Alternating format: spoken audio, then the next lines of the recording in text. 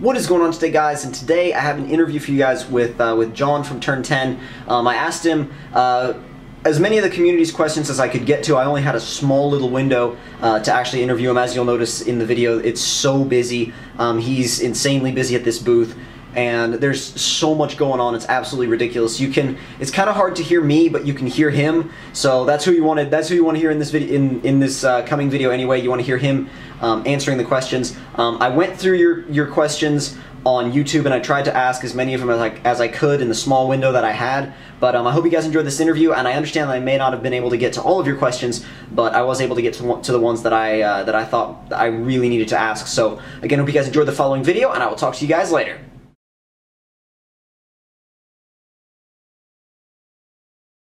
Well, tracks, just like the car process, is a long, deliberate thing. And the thing with tracks is they're super expensive and time-consuming to build.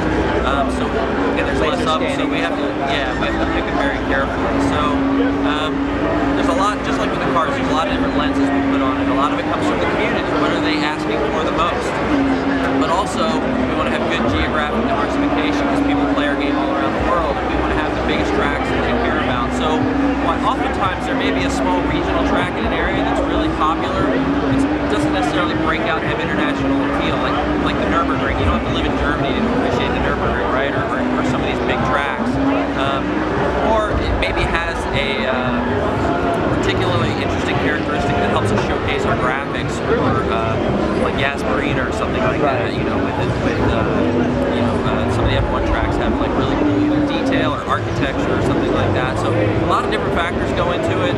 We boil it down into a list that's bigger than we could ever build, because these things take forever. Right. And then we look at, okay, what's possible to build within a development time frame, because motorsport ships every 2 years. So we look at what can we get done in production, and then we kind of whittle it down to our highest priority list, and we go off and try to build those tracks. And you've seen, our content production never really shuts down. Right. We never stopped shipping tracks. It's just, Forza 5 at some point had to ship, and those were the tracks we had done. And we just kept building them. And as you know, like Long Beach and some of the others, we just kept building. We gave them away. We try to keep adding to it. And then at some point, we just flipped the bit and started to put them into Forza 6. And we have 10 new tracks coming to Forza 6. Plus all the more tracks carry over. So that machine just keeps running. We just keep cranking stuff out. So as we get deeper and deeper into the console generation, we have a ton of content. Now,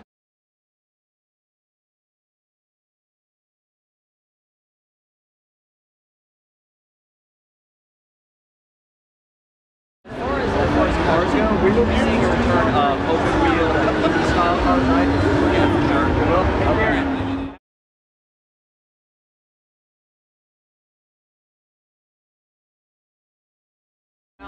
Another big thing in the community, obviously, is customization. The community is all into customizing their cars. Are we seeing any additions to the actual list of different wheels? Yeah, we're always adding parts and wheels and things like that. We're going to be confirming the rest of our car list over the summer, basically like a weekly cadence. And we'll talk about what kind of upgrades are available for each of those cars, but that's a huge part of it. It's being able to make a car your own. Yeah, that includes the parts, the wheels, it includes the power of the livery editor, putting your paint job on it, custom tunes, and really trying to build up a community of creators that are great painters, tuners, and drivers, and they can gain notoriety and fame in our community, and that people can go and find the greatest paint jobs. It's a very frictionless kind of process. You don't have to be a great painter to have a great paint job on your car. So trying to build up those social features that allow the car community and Forza to come together and share experiences.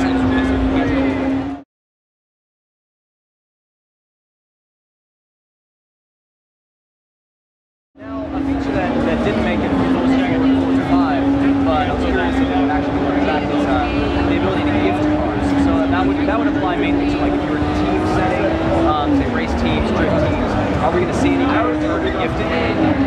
Right now, we're not supporting that feature. We're looking at ways to how do we evolve the social aspect of motorsport. You saw things like car clubs and Horizon. Horizon's a very social game.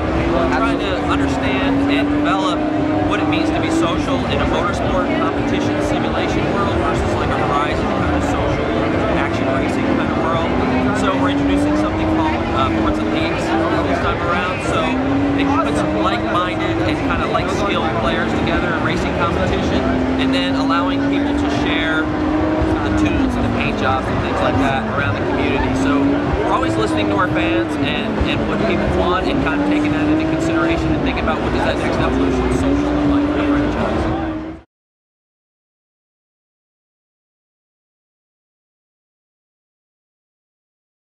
Now, Leagues integrates itself into the new Drivatar system, correct?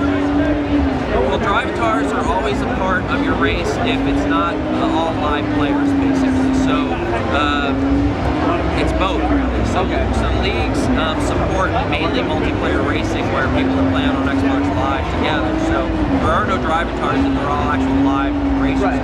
So Drivatars will fill out your field if it's not, and those are based on real driver videos. Now, the Drivatar system, I'm sure you guys went tried to go into the back end of it and really improve it on the last evolution of Drivatar. What exactly have you done to make some improvements to the skill level of the actual Drivatar? Yeah, I mean, a lot of it was just getting the data. So Drivatar is a technology that just gathers data and driving behavior. And at the launch of the console, we didn't have much data. But now we've got millions of Drivatar files from Forza 5 and Horizon 2 all went into this thing.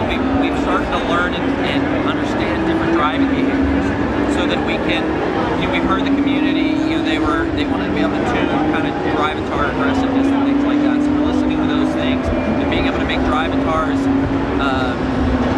behave like real people, but also in ways that people are asking for. So, and we've been able to develop kind of new skill sets and things like that. Like wet weather racing, for example, is teaching Drivatars new skills. When they first started hitting those 3D puddles, they didn't know what the heck to do. They were like, that didn't exist in their brain, and now they're learning as people are playing. They're learning like what the puddles do to the car, and that will be part of Drivatar behavior at the launch. Very cool. Very cool. Now,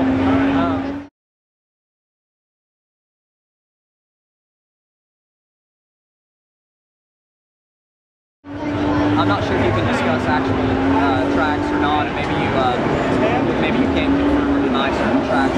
But is there any chance we may see Fujimi Kaidos again? Yeah, we've announced I think 4 of our new tracks. Some of the ones we have here at E3, Rio, Brands Hatch. We've also confirmed Daytona and Watkins Glen is new to the game. Rio is fun. Yeah, it's a beautiful circuit. It really shows off a lot of the graphics capability of the box. Yeah, we're going to be, just like with our car list, we're going to be continuing to kind of announce track content over the summer.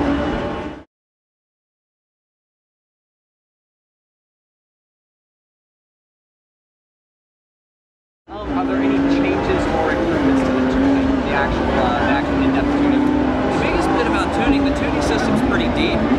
We have added some things like non-linear dampers and things like that to make tuning behave a little bit more like you would expect it. You get a little bit more dynamic body roll out of it. Our biggest bit around tuning is just trying to reduce friction so people can share it. There's great tuners out there in the community, being able to seamlessly serve those up to players so you don't have to be the greatest wrench in the world to be able to take advantage of tunes. Exactly. I mean, I know a lot of people, they'll focus on one type of tuning, say they try to focus on like tuning a drift car or tuning a circuit car, and they may only focus on that single type. Yeah, or a certain track or something. Or a certain track. I mean, they're super in depth. I'm very excited to see how the weather actually plays into these different tracks. Very excited to play it. I've been able to try these sleds out, and they're incredible. Spend some time with the demo team. Night racing is very, very intense. You feel very, it's almost like television on the track. That was kind of the idea, was as we call it the claustrophobia of night, racing down the Mulsanne Straight at 200 miles an hour with only your headlights in front of you and 24 other cars or 23 other cars kind of dancing around you. We also have another night experience, which is what we call kind of like stadium lighting. Like think about Daytona, the high banks, like all the artificial lights, as they dance and strobe in multiple shadows across the car. You can see a little bit of that here in the demo in Sebring. The front straightaway is fairly well lit, and then the rest of the track is pretty dark. Okay. So you can see how that light interacts down the front straightaway, and then the contrast between that and the back straight at Sebring is pitch black. Oh wow.